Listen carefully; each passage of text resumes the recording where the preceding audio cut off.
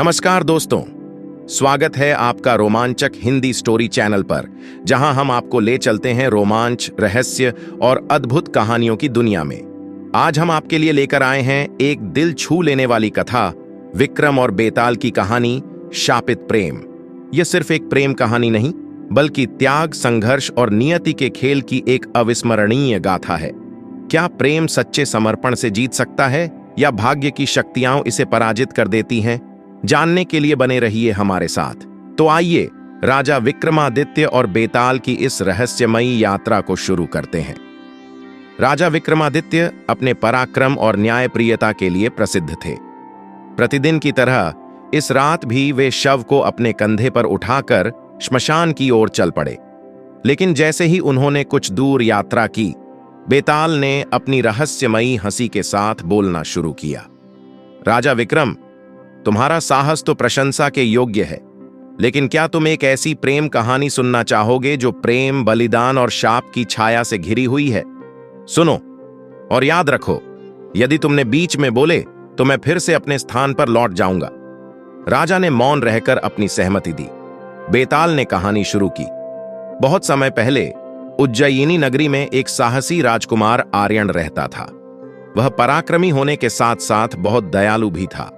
उसके हृदय में अपनी प्रजा के प्रति अपार प्रेम था। वह न्यायप्रिय और सुशासन में विश्वास रखने वाला शासक बनने के सपने देखता था। वहीं दूसरी ओर पड़ोसी राज्य की राजकुमारी वासंती अनुपम सुंदरता की धनी थी और उसकी बुद्धिमत्ता की चर्चा दूर दूर तक फैली थी। दो शक्तिशाली राज्यों के बीच एक भव्य उत्सव का आयोजन किया गया, जिसमें कला, संगीत, युद्ध कला और ज्ञान की विभिन्न प्रतियोगिताएं रखी गई थीं। यह उत्सव केवल मनोरंजन का साधन नहीं था, बल्कि दोनों राज्यों के बीच संबंधों को प्रगाढ़ करने का एक अवसर भी था। इस आयोजन में अनेक योद्धा, राजकुमार और विद्वान शामिल हुए थे। इसी उत्सव में युवा, साहसी और प्रतिभाशाली राजकुमार आर्यन को भी आमंत्रित किया गया था। वह अपने राज्य का एक कुशल योद्धा था और युद्ध कला में निपुण था। उसकी बहादुरी और बुद्धिमत्ता की चर्चा दूर दूर तक फैली हुई थी। इसी उत्सव के दौरान उसकी पहली भेंट वासंती से हुई। वासंती केवल शारीरिक सौंदर्य की मूरत ही नहीं थी, बल्कि उसकी बुद्धिमत्ता, संवेदनशीलता और विद्वत्ता ने भी उसे अनोखा बना दिया था। वह ज्योतिष, साहित्य और युद्ध कला में समान रूप से निपुण थी। उसकी आंखों में गहराई थी और उसकी वाणी में एक अद्भुत आकर्षण था। जब पहली बार आर्यन और वासंती की नजरें मिलीं, तो जैसे समय थम गया। उनकी आंखों में एक अनजानी चमक थी, जो उनके हृदय के भीतर उठती भावनाओं को प्रकट कर रही थी। उत्सव के दौरान वे बार बार मिलने लगे, कभी किसी काव्य चर्चा में, कभी शतरंज की बिसात पर, तो कभी तीरंदाजी की प्रतियोगिता में। हर मुलाकात के साथ उनकी आत्माएं और अधिक समीप आती गईं। धीरे धीरे उनके बीच प्रेम पनपने लगा। यह प्रेम केवल एक आकर्षण नहीं था, बल्कि एक गहरा बंधन था, जिसमें सम्मान, समझ और अपनापन था। लेकिन यह प्रेम सरल नहीं था। आर्यन और वासंती की प्रेम कहानी उन परिस्थितियों में जन्मी थी जहां दोनों राज्यों के बीच वर्षों से शत्रुता चली आ रही थी। ये शत्रुता केवल युद्धों तक सीमित नहीं थी, बल्कि दोनों परिवारों की सोच और परंपराओं में भी गहरी जड़ें जमा चुकी थीं। उनके परिवार इस प्रेम के घोर विरोधी थे। वासंती के पिता राजा वसुदेव एक शक्तिशाली शासक थे। उनकी नीतियां आक्रामक थीं और वे युद्ध प्रिय माने जाते थे। उन्हें भय था कि उनकी पुत्री का विवाह शत्रु राज्य के राजकुमार से होने पर उनके राज्य की शक्ति कमजोर पड़ जाएगी। वे अपनी बेटी को एक ऐसे राजकुमार से विवाह कराना चाहते थे जिससे उनके राज्य की शक्ति और प्रभाव बढ़े। दूसरी ओर आर्यन के पिता भी अपने पुत्र के विवाह को लेकर बहुत महत्वाकांक्षी थे। वे चाहते थे कि आर्यन किसी ऐसे राज्य की राजकुमारी से विवाह करे जिससे उनका राज्य विस्तार कर सके और उनकी सत्ता और भी मजबूत हो। जब आर्यन ने अपने माता पिता को अपनी भावनाओं के बारे में बताया, तो वे अत्यंत क्रोधित हो उठे।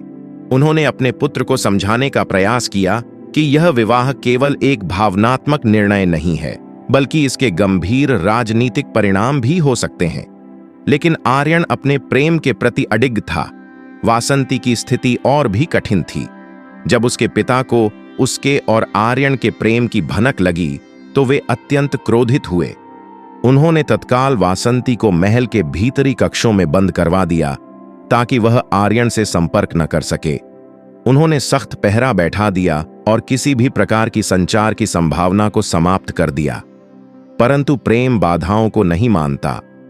वासंती और आर्यन के प्रेम की परीक्षा अब प्रारंभ हुई थी। क्या वे समाज और परिवार की दीवारों को लांघ पाएंगे? क्या उनकी प्रेम कहानी इतिहास में अमर होगी या वे इस प्रेम की वेदी पर बलिदान हो जाएंगे? यही भविष्य के गर्भ में छिपा एक बड़ा प्रश्न था। एक दिन वासंती ने अपनी विश्वस्त दासी के माध्यम से आर्यन को एक गुप्त संदेश भिजवाया। संदेश में लिखा था कि वे एक निश्चित रात को महल की पिछली दीवार के पास मिलेंगे और वहां से किसी अज्ञात स्थान की ओर भागकर नया जीवन शुरू करेंगे। वासंती को इस बात का पूरा विश्वास था कि उनका प्रेम किसी भी बाधा से अधिक शक्तिशाली है और वे अपने प्रेम को अंजाम तक पहुंचाए बिना नहीं रह सकते। नियत समय पर आर्यन अपने प्रिय मित्र के साथ वहां पहुंचा, जहां वासंती उसका इंतजार कर रही थी। लेकिन दुर्भाग्यवश उनकी योजना की भनक वासंती के पिता राजा वसुदेव को लग गई। क्रोध से तमतमाए राजा ने अपनी सेना को तुरंत आदेश दिया कि वे प्रेमियों को पकड़कर महल वापस ले आए। आर्यन और वासंती जान बचाने के लिए भागते हुए एक प्राचीन शिव मंदिर में पहुंचे। यह मंदिर घने जंगल के बीच स्थित था और वहां एक वृद्ध साधु वर्षों से तपस्या कर रहे थे। प्रेमी युगल ने साधु को अपनी व्यथा सुनाई और उनसे शरण मांगी। साधु ने उनकी बातें ध्यानपूर्वक सुनी और उन्हें आश्वासन दिया कि प्रेम कभी पराजित नहीं होता। उन्होंने दोनों को आशीर्वाद दिया कि कोई भी शक्ति उनके प्रेम को अलग नहीं कर सकती। लेकिन तभी राजा वसुदेव की सेना मंदिर तक पहुंच गई। सैनिकों ने चारों ओर से मंदिर को घेर लिया और वासंती को अपने पिता के पास चलने का आदेश दिया। क्रोध से भरे राजा वसुदेव ने अपनी बेटी को शाप दे दिया, यदि तुमने आर्यन से विवाह करने का प्रयास किया तो तुम पत्थर की मूर्ति में बदल जाओगी। वासंती अपने पिता की बात सुनकर कांप उठी, लेकिन उसका प्रेम सच्चा था। तभी राजा वसुदेव ने क्रोध में अपनी तलवार निकालकर आर्यन पर वार कर दिया। वासंती यह देख सहन न कर सकी और अपने प्रेमी को बचाने के लिए दौड़ पड़ी। जैसे ही उसने आर्यन को अपनी बाहों में लिया, उसके पिता का शाप सत्य हो गया और वह देखते ही देखते पत्थर की मूर्ति में परिवर्तित हो गई। आर्यन अपनी प्रेयसी को इस रूप में देखकर विक्षिप्त हो गया। उसने वर्षों तक उसी मंदिर में बैठकर तपस्या की ताकि कोई उपाय खोज सके जिससे वह अपनी वासंती को पुनः जीवित कर सके, लेकिन कोई हल न मिला। अंततः वह भी उसी मंदिर में वासंती की मूर्ति के पास बैठा बैठा अपनी अंतिम सांस लेने लगा। उनका प्रेम भले ही इस संसार में पूर्ण न हो सका, लेकिन वह प्रेम की अमर कथा बनकर रह गया। कहते हैं कि आज भी पूर्णिमा की रात को उस मंदिर से करुणामयी ध्वनियां सुनाई देती हैं। प्रेम की यह गाथा समय के साथ अमर हो गई। बेताल ने कहानी समाप्त की और राजा विक्रम से पूछा, राजन, तुम्हारे अनुसार वासंती का पिता दोषी था या यह भाग्य का खेल था? क्या आर्यन को अपने प्रेम का त्याग कर देना चाहिए था या प्रेम के लिए संघर्ष करना ही उचित था? यदि तुम उत्तर जानते हो और फिर भी मौन रहोगे तो तुम्हारा सिर 1000 टुकड़ों में बंट जाएगा।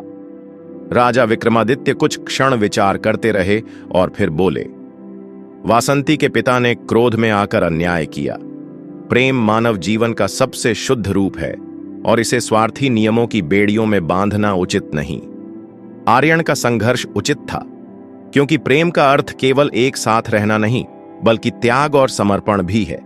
वासंती का बलिदान और आर्यन का अडिग प्रेम इसे अमर बना गए। जैसे ही राजा विक्रम ने उत्तर दिया, बेताल ठहाका मारकर हंसा और फिर से उड़कर पेड़ पर जा लटका। विक्रम को एक बार फिर उसे पकड़कर लाने के लिए वापस लौटना पड़ा। यही तो बेताल की लीला थी। तो दोस्तों, यह थी शापित प्रेम की कहानी, जहां प्रेम तो अमर हुआ, लेकिन उसकी राह में अडिग संघर्ष और बलिदान की अनूठी मिसाल भी कायम हुई। क्या आप मानते हैं कि प्रेम की शक्ति किसी भी शाप से बड़ी होती है? अपनी राय हमें कमेंट में जरूर बताइए।